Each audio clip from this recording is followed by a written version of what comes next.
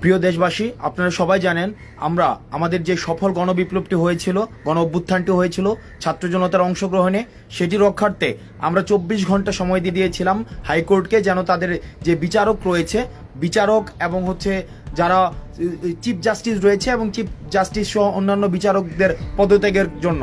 কিন্তু আজকে আমরা দেখেছি চিফ জাস্টিস তো পদত্যাগ করেনি, বরং চিফ জাস্টিস সহ অন্যান্য বিচারকরা এই গণবিপ্লবকে আমাদের এক রকমের প্রশ্নবিদ্ধ করার জন্য বা এই গণবিপ্লবকে তারা বাতিল করে দেওয়ার জন্য তারা এক ধরনের জুডিশিয়ারি কু করার চেষ্টা করেছে। আমরা দেখেছি বিভিন্ন সময় কু হয়েছে। আমরা দেখেছি প্রথম দিকে বিভিন্ন সেনাবাহিনী কর্তৃক কু হওয়ার এক ধরনের প্রবণতা হয়েছিল, সেখানে ছাত্র জনতার অংশগ্রহণের মধ্য দিয়ে সেই কুটাকে ঠেকিয়ে দেওয়া সম্ভব হয়েছিল। কিন্তু আজকে আমরা দেখছি জুডিশিয়ারি বোর্ডে এক ধরনের অনলাইন কুয়ের মধ্য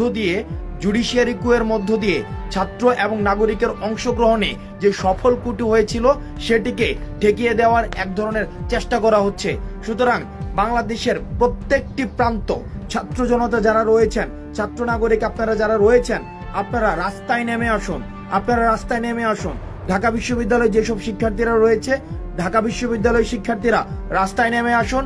আমরা হাইকোর্টের দিকে এখন মার্চ টু হাইকোর্ট। কারণ সেখানে যেই আইনি কাঠামোর মধ্য দিয়ে এই ছাত্র নাগরিকের অংশগ্রহণের যে গণবিপ্লবটি রয়েছে, সেই গণবিপ্লবটিকে প্রশ্নবিদ্ধ করার এক ধরনের স্বৈরাচারী এক ধরনের প্রবণতা আমরা লক্ষ্য করছি। অন্যদিকে আমরা দেখতে পেয়েছি গতকাল স্বৈরাচারী ফেসিস্ট খুনি শেখ হাসিনার ছেলে বলছে যে খুনি ফেসিস্ট শেখ হাসিনা পদত্যাগ পত্রে সাইন করেনি। অর্থাৎ এইভাবে আইনি কাঠামোর মধ্যে বা আইনি ষড়যন্ত্রের মধ্যে নিয়ে এসে জুডিশিয়ারি কু করার মধ্য দিয়ে আমরা দেখছি যে আমাদের ছাত্র জনতার অংশগ্রহণে যে বিপ্লবটি হয়েছিল সেই বিপ্লবটিকে প্রশ্নবিদ্ধ করার এক ধরনের পায়তারা চলছে। আপনারা আপনাদের জায়গা থেকে, আপনারা আপনাদের নিজ নিজ অবস্থান থেকে রাস্তায় নেমে আসুন এবং যে হাইকোর্ট মার্চ টু হাইকোর্ট সফল করুন। ঢাকা বিশ্ববিদ্যালয়ের শিক্ষার্থীদের প্রতি উদাত্ত আহ্বান জানাচ্ছি, আপনারা মার্চ টু হাইকোর্টে অংশগ্রহণ করুন। ইতিমধ্যে বিশ্ববিদ্যালয়ের সচেতন শিক্ষার্থীরা মার্চ টু হাইকোর্টে অংশগ্রহণ করেছে এবং আমরা নিশ্চিত করতে চাই যে কোনো ধরনের কু, মিলিটারি কু, অ্যাডমিনিস্ট্রেটিভ কু, জুডিশিয়ারি কু, আমাদের এই ছাত্র নাগরিকের অংশগ্রহণে সফল বিপ্লবটিকে সফল রাখার জন্য এবং বাংলাদেশ বিনির্মাণে আমাদের যত ধরনের প্রয়াস বা প্রচেষ্টা রাখা প্রয়োজন, আমরা সেই প্রচেষ্টাগুলো আমরা অব্যাহত রাখবো।